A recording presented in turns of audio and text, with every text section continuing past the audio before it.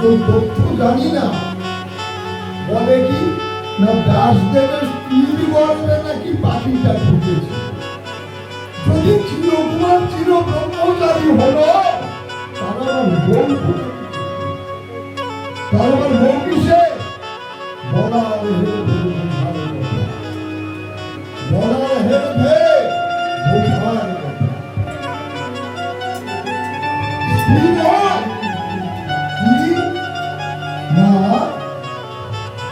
যাকে দাসদেবের স্ত্রী বলা হয়েছে ওনার নাম হচ্ছে বিপ্রভা।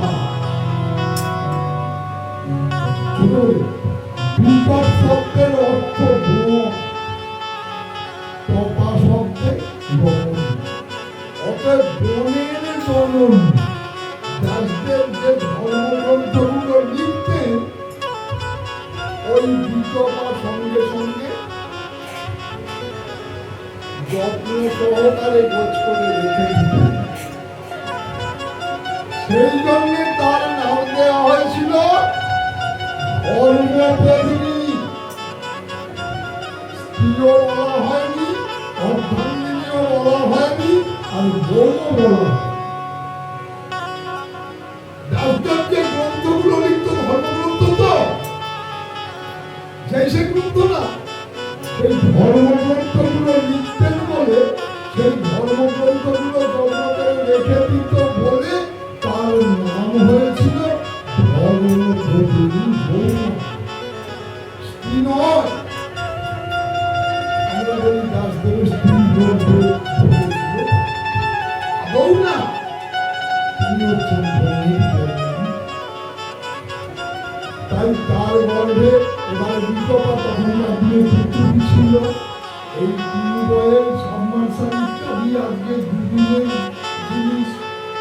তো তখন পুকুরের হাটে ওই দাসদেবের ধর্মপত্নী যে বিপ্রভা জলের ঘাটে যাচ্ছে, আর মায়েরা যখনই জলের ঘাটে আগে যেত সকালবেলা উঠে হাই তুলছে। এবার এতে ওই বিপ্রভা হাই তুলেছে। যখনই হাই তুলেছে ওই পাখিটা ঢুকে গেল সুন্দর গেল সুন্দর পাখি। ওই বিপ্রভার গর্ভে চলে গেল সুন্দর পাখিটা। ছিল কতদিন? সাধারণ জগতে মায়েদের গর্ভে 4 মাস, 5 মাস, 6 মাস, 7 মাস, 8 মাস।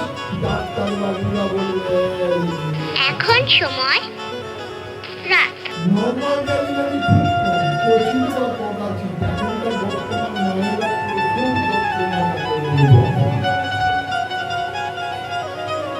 এখন সিজার করা আছে।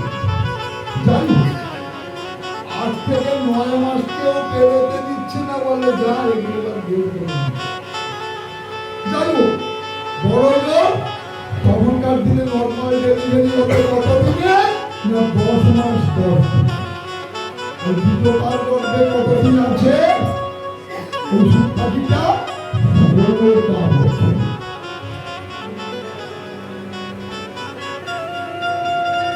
এইখানে ভগবত্তা একটা কলম দিয়েছে, বাউল একটা কীর্তন করেছে। কীর্তন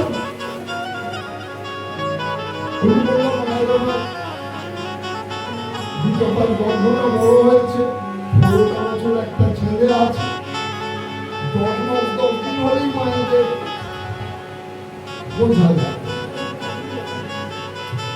এইখানে বাউল একটা কীর্তন করেছে, পড়ে গেল রে তুমি করতে মালিক পড়লো ভরা।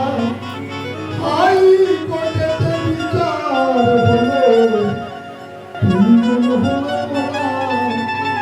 পড়ে গেল রে তুমি করতে মালিক পড়লো ভরা।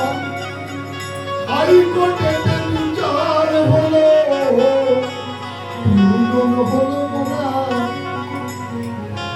বাবা বাবার মায়ের জমি, বাবার বীজ আমি চাই। মায়ের আমি চাই বাবা মায়ের গর্ভে সন্তানের জন্ম দিয়ে চলে গেল। আস্তে